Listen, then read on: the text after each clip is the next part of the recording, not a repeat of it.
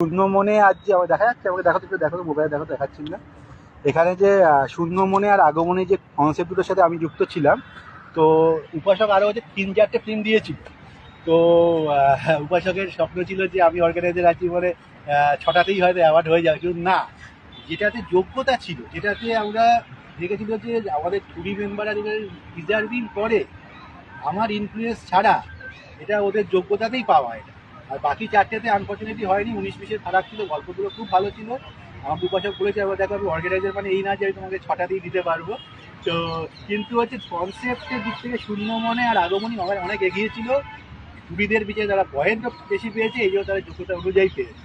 তাই জন্য বলি, তার মানে আমি আছি বলে এই পাবে, কিন্তু তোমাদের যোগ্যতাই তোমরা পাবে, তোমরা ভালো ভালো ওয়ার্ক করো, ওটাই পাবে।